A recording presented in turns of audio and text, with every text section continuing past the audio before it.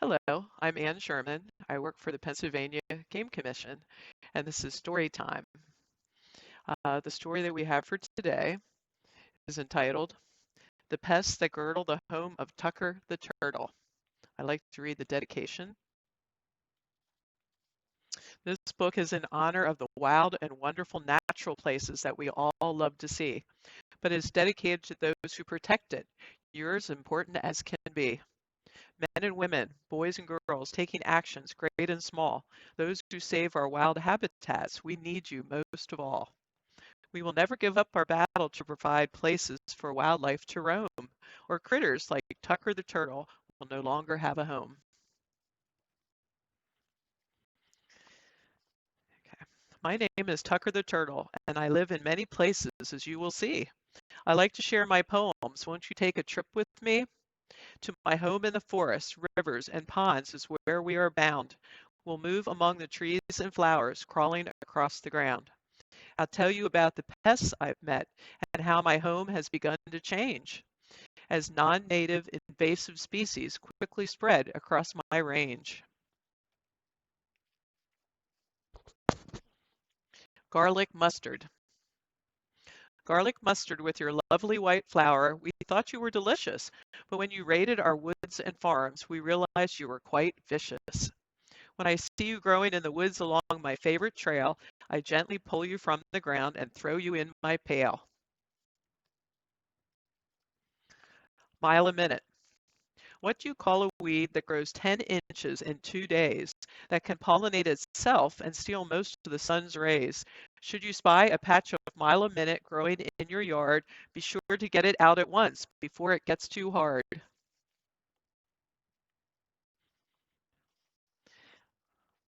Snakehead fish.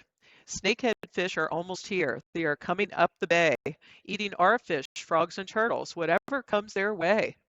The snakehead fish is quite delish, and you'll do us all a favor if you enjoy a home-cooked meal featuring the snakehead flavor.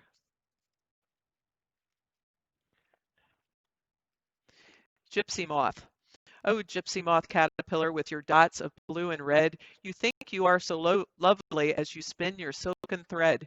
The mighty oak and the other trees tremble when you're in their sights. You come along with all your friends and greedy appetites. You eat, you munch, you march along till all the trees are bare, leaving nothing for our forest friends. You laugh, you do not care. Japanese knotweed. Knotweed with your bamboo stalks. Many have fallen for your spell. I wish the forest police would come and take you off to jail. There you wouldn't bother our rivers or hurt the native trout. Wild our mountain streams would be. We've got to keep you out. Oh, I would be so happy without seeing your flowers of white, and fish would swim and jump and play. Life would be dynamite. Chinese mystery snail.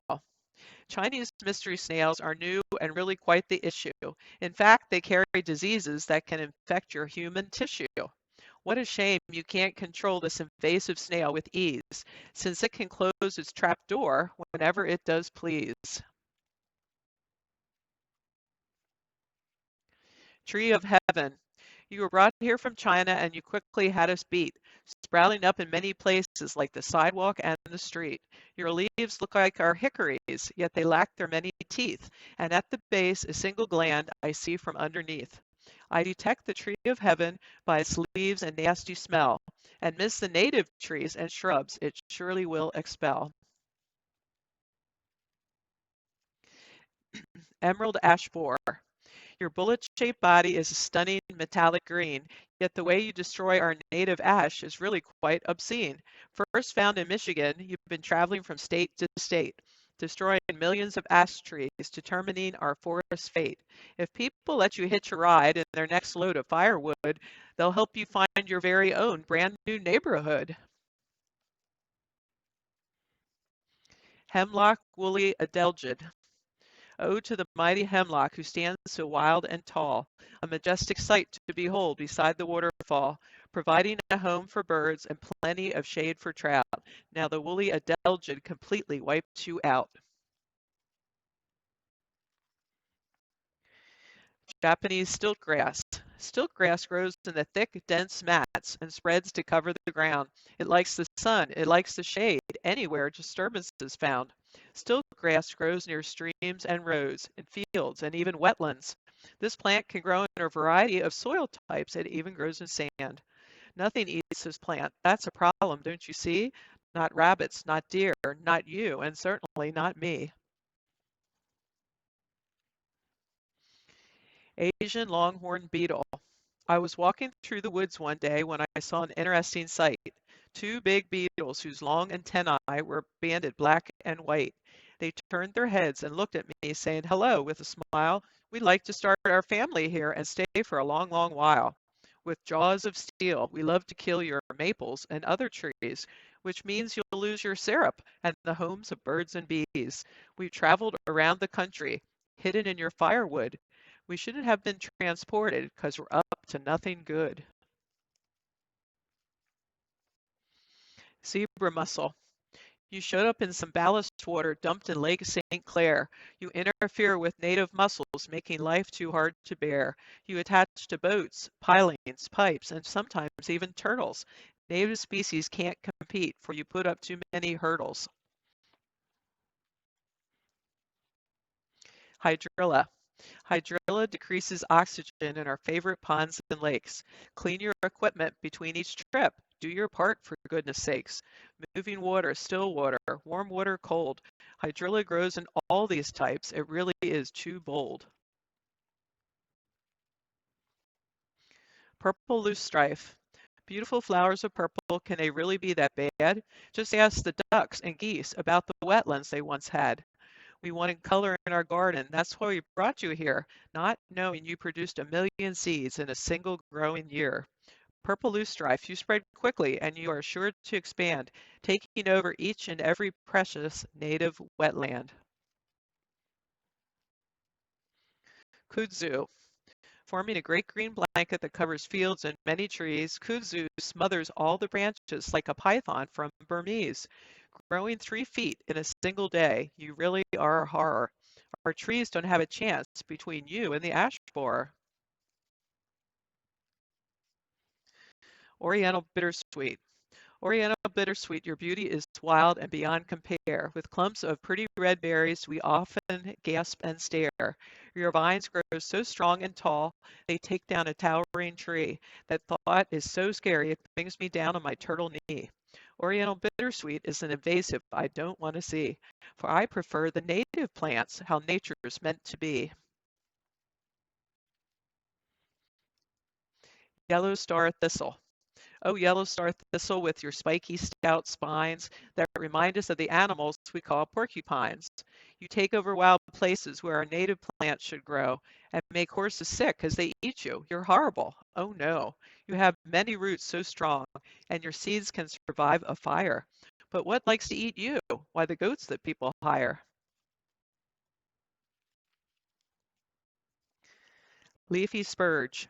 Your sea of yellow-green may look pretty in a breeze, but we know you are aggressive and shade other plants with ease. Your seeds can live for years in the soil underfoot after they've exploded like a miniature shot put.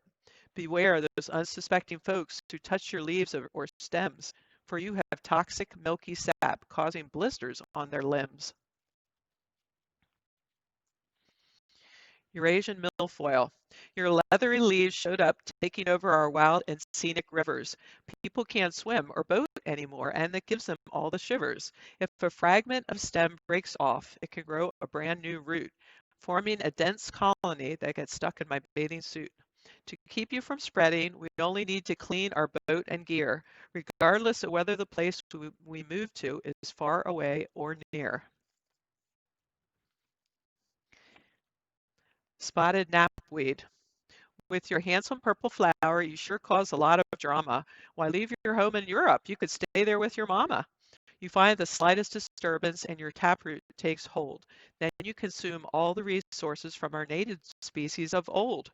You are not palatable even to the hungriest of beasts. You really are a foe.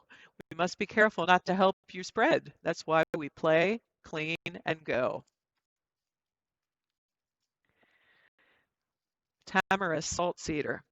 Tamaris tamaris, tisk tisk tisk, an invasive tree that likes to be near water and the fish, producing a ton of seeds that seem to float like fairies in the air, traveling miles until they find a home downstream somewhere. You devour all the water as you form into dense thickets, leaving no room for other plants, not even room for crickets. Tiny beetles introduced to eat you may be the heroes of this story, eating your leaves so you won't survive. It should not be too gory. The things that I've seen are sad, but I have to share them all with you in hopes you'll make a difference. Yes, there's something you can do. Pull the weeds in your yard, clean gear between trips, or share my tale with a buddy. Plant only native species around your home, and seed when you make an area muddy. By doing these things, you'll keep me safe, and I'll have a healthy house where I can laugh and play with friends, including Jimmy the Mouse.